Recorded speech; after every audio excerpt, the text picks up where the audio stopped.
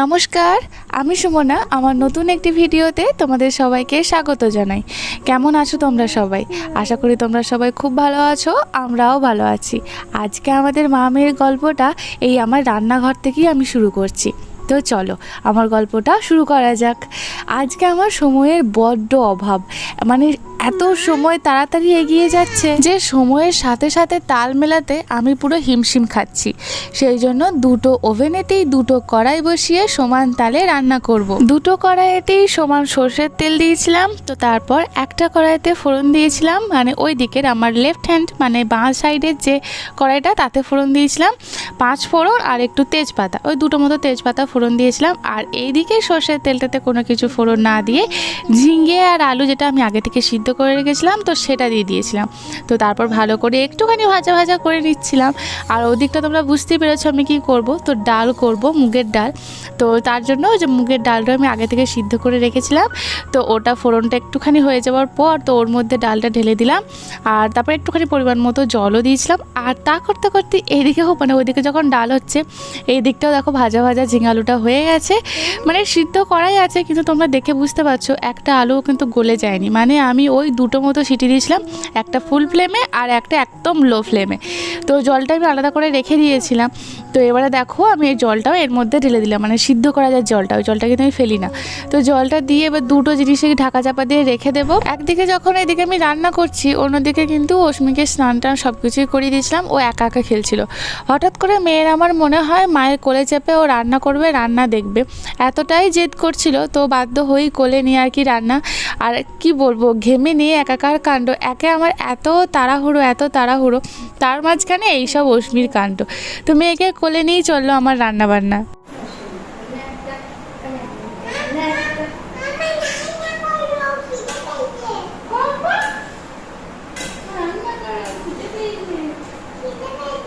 Give me your hand. Hand. Give me your hand. Give me your hand. Give me your hand. অনেক কিছু করেও মেয়েকে শেষ বয়সে আমি ম্যানেজ করতে পারলাম না, ওকে কোল থেকে আমি নামাতে পারলাম না। ও কোলেতেই থাকবে, কোলেতে থেকে ওর মায়ের রান্না বান্না দেখবে, কিছুতেই কোল থেকে নামতে চাইছে না। আসলে কি বলতো, ও একা একা থাকে। তো আরও সেই সকালবেলায় খেলতে এসেছিল, কিন্তু সে আর কতক্ষণ থাকবে, সেও খেলাধুলা করে চলে গেছে স্নান খাওয়া দাওয়া করতে। অস্মি একা, তো একা একা কিছুক্ষণ যখন মন হয় তখন খেলে, আর যখন মন না হয় তো এইরকমই করে। কিন্তু আমার কিছু করার নেই, ওকেও তো সঙ্গ দিতে হবে। তো কোলে নিয়ে অগত্যা আমাকে রান্নাবান্না করতে হলো। ডালটা হয়ে গিয়েছিল, তো ডালটা নামিয়ে নিলাম। তো একটু ভয়ও লাগছিল যে গরম সব কিছুই, কিন্তু কি করব, সব কিছুই ম্যানেজ করতে হবে। আর কি বলবো বলো তো, মানে মা হয়েছি এখন, কোনো কিছু পারি না, পারবো না, মানে করতে পারবো না এরকম কোনো বালাই নেই, মানে এরকম কিছুই নেই। সব পারি, আমাকে সব করতে হবে, না পারলেও আমাকে করতে হবে। তো ডালটা আমি দেখো, মানে ডাল যাই আমি রান্না করছি সব আমি ওই কর্নারটাতে রাখছি, কারণ নিচের যে মিটকেসটা যেখানে আমরা সব খাবার দাবার রাখি, সেটা আমার এখনও পরিষ্কার ধোয়া মোছা কিচ্ছু হয়নি। তো সেই জন্য সব ওপরটাতে রাখছি, যখন সময় পাবো তখন না হয় আবার নিচেটাতে সব কিছু পরিষ্কার করে তারপর নামিয়ে নেবো, মানে সব কিছু রাখবো ওতে। অস্মিকে বললাম তুমি এখানটাতে একবার বসো, কারণ আমার কিছু করার নেই। অস্মিকে কোলে নিয়ে পরের স্টেপটা আমি আর করতে পারবো না। অস্মিকে এখানে বসালে কি হবে, আর অস্মির না প্রচণ্ড নুনের নেশা, এত লবণের নেশা আমি কি বলবো। আর ছোটোবেলা থেকে অস্মির এই একটা স্বভাব এখনও পর্যন্ত যায়নি, সেটা হচ্ছে অস্মি সব জিনিস মুখে দেয় এখনও পর্যন্ত। তবে হ্যাঁ, মানে ছোটোবেলায় যে হারে দিত এখন একটু কমেছে, কিন্তু এখনও পর্যন্ত স্বভাবটা যায়নি। ভাতটা 1 ফুট করে আমি নামিয়ে রেখেছিলাম, তো তারপরে ডালটা বসিয়েছিলাম। তো সেই জন্য তো আর ডালটা হয়ে যাবার পর ভাতটা আবার আমি ওভেনেতে বসিয়ে দিলাম। আর বেশিক্ষণ হবে না, 5 মিনিট মতো ফুটবে, তারপরে সব কিছু হয়ে যাবে। তো ভাতটা করাতে হচ্ছে হোক, এদিকে এখনও পোস্তটা এখনও সব কিছু হয়নি, মানে আরেকটুখানি হবে। এই মুহূর্তে আমার এখন কিছু কাজ নেই, মানে এই 1 মিনিট বলতে পারো কি 2 মিনিট, ভাবলাম সেইটুকু মেয়ের মেয়ের সাথে একটুখানি খেলাধুলা একটু খুনসুটি করি। আসলে ওকেও তো সময় দিতে হবে, কিন্তু কাজের চাপে আমি হয়তো ওকে সবটুকু দিতে পারি না, সবটুকু সময় দিতে পারি না। তো সেই গিল্টি তো আমার মধ্যে কাজ করি, কিন্তু কিছু করার নেই, সব দিক এইভাবেই সামলাতে হবে। সবসময় তো মানে চেষ্টা করি যে ওকে যতটা পারি সময় দিই, ওর কাছে থাকি, কিন্তু সেটা আর হয়ে ওঠে না। এই যে বসেছে আর সব কিছু টানাটানি করতে আরম্ভ করে দিয়েছে, এটা নিচ্ছে ওটা নিচ্ছে, এত বোঝায় তারপরও কবে যে বুঝবে, মানে যতদিন না নিজে কিছু বুঝতে শিখছে ততদিন এইরকমই হবে। এই যে দেখো ঝিঙে আলু সব কিছু আমি একটু স্ম্যাশ স্ম্যাশ করে দিয়েছি, কারণ এই পোস্ততে একটুখানি সব কিছু যদি গোটা গোটা থাকে খুব একটা ভালো লাগে না, আমার দেখতে ভালো লাগে না, তাই এরকম আমি করে দিই। এরপর দেখো আমি পোস্ত বাটাটা মানে যেটা আমি বেটে রেখেছিলাম আগে থেকে, তো সেই পোস্ত বাটাটা আমি এর মধ্যে দিয়ে দেবো। অনেকে আবার পোস্ত বাটা দেওয়ার পর সাথে সাথে কিন্তু গ্যাস অফ করে দেয়, কারণ পোস্ত বাটা দেওয়ার পর গ্যাস জ্বালিয়ে রাখলে নাকি এর গন্ধ স্বাদ সবটা একটুখানি নষ্ট হয়ে যায়, কিন্তু আমার কিছু করার নেই। তো আমাকে এখনও এর মধ্যে আর একটা স্টেপ আমাকে এর মধ্যে ফলো করতে হবে। তো ওশমিরটা প্রথমে আমি তুলে নেবো, এই যে পোস্তটা ভালো করে মিক্স করে নেবো, মিক্স করে নেওয়ার পর ওশমির মতো এক বাটি আমি তুলে নেব, কারণ ও তো দিনে রাতে ওইটাই খাবে। তো তারপর যেহেতু আজকে নিরামিষ চলছে, তো সেহেতু পোস্তটা যদি একটু ঝালঝাল না হয় তো সেরকম তো মানে এটাই মেন সবজি আর কি আজকে খাবার, বাকি অন্যান্য আছে কিন্তু মেন তো এটাই। তো সেজন্য একটু ঝালঝাল না হলে ঠিক সবাইকার খেতে পারবে না, সবাইকার পছন্দ হবে না। তো সেই জন্য ওশমিরটা তুলে নেব, যেটা তুললাম সেটাও দিনে রাতে হয়ে যাবে। ওরটা তুলে নেবার পর আমি আগে থেকেই লঙ্কা বেটে রেখেছিলাম, তো সেই লঙ্কা বাটাটা এর মধ্যে আমি মিক্স করে নেব। বাস এই লঙ্কা বাটাটা মিক্স করে নিলেই আমার রান্না শেষ। তো আজকের মতো এই যে ঝিঙে আলু পোস্ত আমার রেডি হয়ে গেল। আজকের মতো আমার রান্না এখানেতেই শেষ, শুধু দুধটা গরম করতে বাকি ছিল। পোস্তটা নামিয়ে নেওয়ার পর এখানে দুধটাও বসিয়েছিলাম, শুধু এখন বাকি আছে ভাতটা হতে। ভাতটা মানে হয়েই এসেছে, মানে আর একটুখানি হবে, মানে ওই 1 মিনিট মতো। তো এদিকে দুধটাও উতলে গেল, আমার এই দুধ উতলানো দেখতে খুব ভালো লাগে, সেটাই ভাবলাম তোমাদের সাথে একটু শেয়ার করি। আর আজকের হচ্ছে এই রান্না, সাদা পোস্তটা হচ্ছে ওশমি, লাল পোস্তটা হচ্ছে আমাদের, ওদিকে মুগের ডাল, ঘিয়ে করলা ভাজা, কলমি শাক ভাজা। কি করছিস মানা তুই? হ্যাঁ দোকান খুলেছিস? দোকান খুলেছিস? দোকান খোলা হয়েছে এইভাবে গরমে ঘেমে কি অবস্থা? হ্যাঁ সব তোমাকে বাগাতে হবে, কিন্তু যেমন খুলেছো সব কিন্তু ঠিকঠাক জায়গায় রাখবে, ঠিক তো? ওমা সাবধানে থাকবো, কারণ আমি কোথায় যাচ্ছি। ও ও ওটা নেয় না, ওটা নেয় না, ওটা নেয় না, ওটা এক্ষুনি গোটা বিছানার চাদরে তুই দাগ লাগিয়ে দিবি, ওটা নেয় না। বাকি হ্যাঁ তুমি খেলা করো নিয়ে সব, ঠিক আছে? সব সব কিন্তু গুছিয়ে রেখে দেবে, যা যা আছে সব কিন্তু ওর মধ্যে ভরে গুছিয়ে রেখে দেবে, ঠিক আছে? ওসমিকে খেয়াল করে দেখলে ওর ড্রেসটা আমি চেঞ্জ করেছি, কারণ এদিকে যখন আমি অন্যান্য রান্নাবান্নাগুলো করছিলাম তখন ওসমি একদম জলে পুরো গা ভিজিয়ে দিয়েছে, জামা ভিজিয়ে দিয়েছে, তো ড্রেসটা চেঞ্জ করতে হলো। ওসমি এখন ওখানে খেলা করছে করুক, সেই ফাঁকে ভাবলাম যে এটাকে আমি পরিষ্কার করে নিই, নাহলে এই অতগুলো রান্না ওই ওপরেতে থাকবে, আমি এরপর স্নানে ঢুকবো, যদি কিছু এসে মুখ দিয়ে দেয় একদম বিপদ হয়ে যাবে। তো সেই জন্য ভাবলাম স্নান করতে যাওয়ার আগে আমাকে এই কাজটা করে যেতেই হবে, কিছু করার নেই। যদিও এখন অনেকটা বেলা হয়ে গেছে, অনেকটা মানে সময় অনেক পেরিয়ে গেছে। প্রত্যেক দিন যেদিন মানে যে সময় আমার রান্নাবান্না কমপ্লিট হয়ে যায়, আজকে অনেকটাই দেরি হয়েছে, কিন্তু কিছু করার নেই, করতে হবে। প্রত্যেক সপ্তাহে একবার করে আমি এই জায়গাটা একদম পুরো ডিপ ক্লিন করি, সেটা তোমরা জানোই। তো প্রথমে স্কচ ব্রাইট দিয়ে আর দিয়ে সাবান দিয়ে পুরো জায়গাটাকে ভালো করে মানে মেজে নেওয়ার মতো, যেমন করে বাসন মাজি তো সেরকম করে ভালো করে মেজে নিই, তারপরে একটা ভিজে কাপড় দিয়ে পুরো জায়গাটাকে ক্লিন করে নিই। সেটা তোমরা জানো, এর আগেও তোমরা দেখেছো, মানে এটা করতেই হয়। যদিও এটা নেট দেওয়া রয়েছে, কিন্তু তারপরেও যে এত ছোট্ট ছোট্ট ক্ষুদ্র ক্ষুদ্র মাকড়সাগুলো যে কোথা থেকে থাকে আমি জানি না। ডিপ ক্লিন সপ্তাহে একদিন করলেও প্রত্যেক দিন একটু একটু করে ঝাড়া মোছা করতেই থাকি, কারণ মানে আমি জানি না এরা কোথা থেকে আসে বা কীভাবেই ঢোকে। এত নেট লাগানো রয়েছে, আর নেটটা যে একদম পুরো ফাঁকা ফাঁকা সেরকম নয়, বেশ যথেষ্ট ঘন। তারপরেও এনারা কোথা থেকে ঢোকেন, কিভাবে আসেন, ওনারাই জানেন, আমি তো খুঁজে পাই না। তো যতবার ডিপ ক্লিন করতে যাই ততবার ওদেরকে আমি দেখতে পাই। তো চলো এবার দেখো আমার পরিষ্কার করা এখানটাতে হয়ে গেল। এবার সমস্ত সবজি আমি যা রান্না করেছি তরকারি পাতি, তো সেগুলো সব আমি এর মধ্যে রেখে দেবো। আর ভাতটা তো ফ্যান তো ঝরিয়ে দিয়েছিলাম একটু আগে করে নেওয়ার পর, তো ফ্যানটা যখন ঝরানো হয়ে গেছে তো ভাতের হাঁড়িটাকেও তুলে ভাতটা তুলে একটুখানি পরিষ্কার করে নিয়ে, তো যেখানেতে ভাত রাখি মানে ওপরের তাকটাতে রাখি সমস্ত সবজি তরকারি যা যা থাকে সমস্ত কিছু, আর নিচেরটাতে মেনলি ভাতটাই থাকে। তারপর যখন ওপরটাতে যখন কোনো সবজিতে কিছু ধরে না বা জায়গা হয় না তখন নিচেটাতে ভাতের সাথে রাখা হয়। ক্লান্ত পরিশ্রান্ত হয়ে মা আমি এখন শুয়ে পড়েছি। রান্নাঘরে হয়ে গেছে সব, শুধু আর একটুখানি বাকি আছে।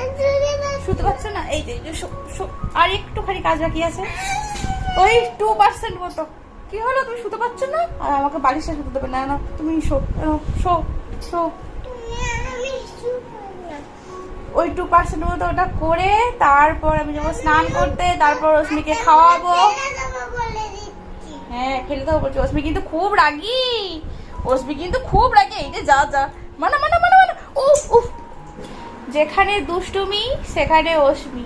মানুষ যে একটু ক্লান্ত হয়ে যে একটু শোবে 2 মিনিট, তারও কোনো উপায় নেই, কিছু না কিছু করছেই করছে। এই যে এই প্যাকেটটার মধ্যে কিছু পিন, এই যে কিছু পিন টাইপের আছে, এইগুলোকে এখন হাতের মধ্যে পেয়ে গেছে, নিয়ে এখন এগুলোকে নিয়ে খেলা করছে। বাই চান্স যদি একটা হাতে ফুটে যায় তাহলে তো হয়েই গেল।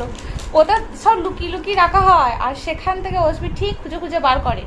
আর কতই আর ওপর দিকে তুলে তুলে রাখা হবে, যত ওপর দিকে তুলে তুলে রাখছি সব সেখান থেকে চেয়ার নিয়ে গিয়ে নাগাল পাচ্ছে। নিচে থেকে তো নাগাল পাচ্ছে, নিচে থেকে চেয়ার নিয়ে যাচ্ছে, তারপর উঠছে গিয়ে নাগাল নিচ্ছে, দিয়ে সব পেরে নিয়ে আসছে। আমি আর কোথায় তুলে তুলে রাখবো ও আরই জানে। এবার যাবো আমি, সবই হয়ে গেছে, তো রান্নাঘাটে একটু পরিষ্কার করবো, পরিষ্কার করে যাবো স্নানে। চলো অস্মি, আমি কিন্তু দুষ্টুমি করবে না, আমি স্নান করতে যাচ্ছি, 2 মিনিটে যাবো আর আসবো। আমি আর দুষ্টুমি করব, বোঝো কাণ্ড একবার মেয়ের কথা। কেউ বলে দুষ্টুমি করব, বলতে হয় মা আমি আর দুষ্টুমি করব না। কি বলবে? মা দুষ্টুমি করব, বলতে হয় মা আমি দুষ্টুমি করব না। কি বলতে হয়? ওটা হাতে যদি ফুটে যায় কি হবে? তুই কোথা থেকে ওগুলো পাচ্ছিস বলতো? হ্যাঁ খুব সুন্দর হচ্ছে, দাও ওটা পিনটা দিয়ে দাও। ওটা কোথায় পেলি আবার? ওটা কোথায় ছিল?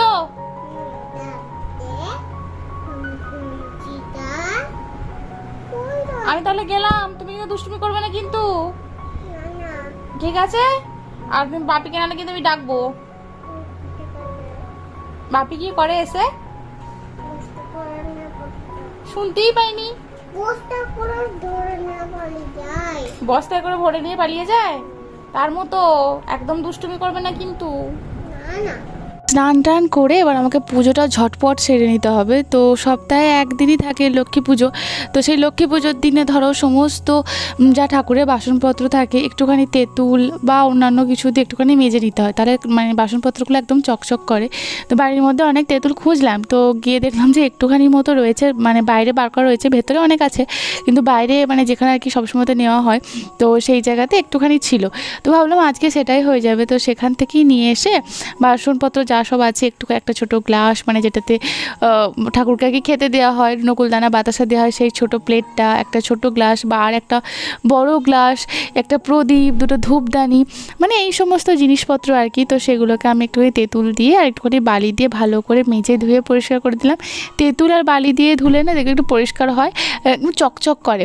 আর তাছাড়াও একটু যদি আমরা আবার মাঝে মাঝে ছোটোবেলায় একটু গোবরও দিতাম জানো তো, মানে আমি দেখেছি মা কাকিমা ঠাকুমাকে বিশেষ করে একটু তেঁতুল গোবর বালি এইসব দিয়ে ভালো করে মেজে নেয়, তাহলে দেখতাম ভীষণ রকমভাবে ভালো রকমভাবে চকচক করতো। কিন্তু তারপরে দেখলাম যে সেই গোবর দেওয়ার ব্যাপারটা উঠে গেল, এখন আর গোবর টোবর কোনো কেউ কিছু দেয় না, এখন তেঁতুল আর এই বালি বাস এইটুকু দিলেই একদম সব কিছু চকচক হয়ে যায়। নিত্যদিনের পুজোতে এত কিছু হয় না, কিন্তু এই সপ্তাহে একদিন লক্ষ্মী পুজো, সেই দিনেতে একটু সব কিছুই মানে একটু বেশি বেশি সব কিছু থাকে, সব কিছু করতে হয়, কিন্তু কিছু করার নেই। আর আজকে আমার এতটাই কেন তাড়াহুড়ো লাগছে জানো তো, যে আমার হাতে একদম সময় নেই, মেয়েটাকে খাওয়াতে হবে, মেয়ের খাওয়ার সময় বড্ড পেরিয়ে যাচ্ছে। আমি খুব তাড়াহুড়ো করছিলাম। তো যখন ঠাকুরের বাসনগুলো ধুতে গিয়েছিলাম তখনই আমি আলপনার বাটিতে আলপনাটা মানে ওই যে খড়ি মাটিটা সেটা ভিজিয়ে রেখে গিয়েছিলাম। সেটা ভিজেও গিয়েছিল। তো সেটা নিয়ে এখন সদর দরজায় মানে আমাদের যে মেন গেটটা রয়েছে সেখানে, দুটো মরাইয়ে, তারপর তুলসী মন্দিরে, আরও ঘরের যে সমস্ত জায়গাগুলোতে মানে ঘরের চৌকাঠে, তো সব জায়গাতে যেখানে যা আছে তো সেখানে সমস্ত জায়গাতে ভালো করে আমি প্রথমে আলপনা দেব।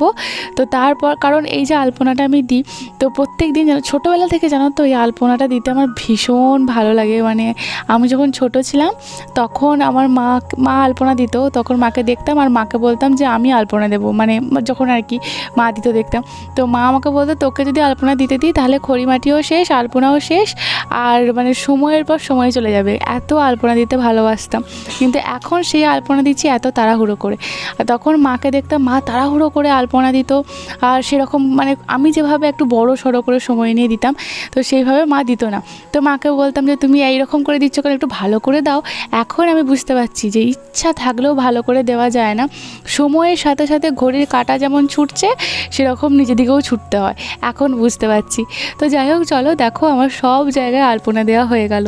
লক্ষ্মী পুজোয় তো ধান দুর্বা লাগবেই, তো সেই জন্য ধান তো বাড়িতেই রয়েছে। তো দুর্বা তোলার জন্য আমাদের বাড়ির যে এই জায়গাটা এখানটাতে প্রচুর ঘাস, যতই তুমি ছিঁড়ে পরিষ্কার করো না কেন এরা সেই মাথা তুলে দাঁড়াবেই, এত ঘন ঘাস হয় এই জায়গাটা। তো এখানেতেই থেকেই দুর্বাগুলো তুলে নিলাম। এরপরে চলো দুর্বা তুলে নেওয়া হয়ে গেল, এবারে যাবো আমি ফুল তুলতে। এর আগের দিনও তোমাদেরকে আমি দেখিয়েছিলাম ফুল তোলার জন্য যে কোথাও তো যেতে হয় না, কিন্তু আজকে ফুলগুলো বড্ড নেতিয়ে গিয়েছিলো জানো, কারণ ভীষণ বেলা হয়ে গেছিলো আর সেরকম রোদের জোর রয়েছে, বৃষ্টিও হয়েছে, কিন্তু এখন এই মুহূর্তে বিশাল রোদের জোর। তো সেই জন্য ফুলগুলো একদম পুরো নেতিয়ে গিয়েছিলো, কিন্তু কিছু করার নেই। তো ওখান থেকে দোপাটি ফুল বা আগের দিনে আমাদেরকে যেমন দেখিয়েছিলাম দোপাটি ফুল, অপরাজিতা ফুল, যা যা ফুল আছে সেই সমস্ত কিছু ফুল তুলে এবার প্রথমে তো করবো হরি পুজো। যদিও হরি পুজো করে আমাদের বাড়িতে চলে গেছে, মানে আজকে ভাবো প্রত্যেক দিন ব্রাহ্মণ আসার আগে আমার পুজো হয়ে যায়, কিন্তু আজকে মানে ব্রাহ্মণ পুজো করে চলে গেছে তারপরে আমি হরি পুজো করেছি, মানে এতটাই আমার আজকে দেরি হয়ে গেছে। তো যেমন হরি পুজো করে তো বলার তো কিছু নেই, যার যার পুজো করার নিয়ম, নিজের ভক্তি নিজের কাছে, এই নিয়ে তো কোনো কিছু বলার নেই। তো প্রথমে হরি পুজো করলাম, তারপরে গেলাম আমাদের ঘরের মধ্যে যে ঠাকুর আছেন আর কি, তো সেখানেতে পুজো করলাম। তো এই পুজো দিতে আমার ভীষণ ভালো লাগে, কিন্তু সব সময় হয়ে ওঠে না। তো চেষ্টা করি মানে আমার মনে হয় কি যে একটু ধীরে সুস্থে রয়ে বসে সুন্দর করে পুজো করি, কিন্তু আজকে এত তাড়াহুড়ো তো সেই রকম ধীরে সুস্থে মন দিয়ে পুজোটাই আমার করা হলো না, কিন্তু যতটুকু পেরেছি ততটুকু মন থেকে করেছি।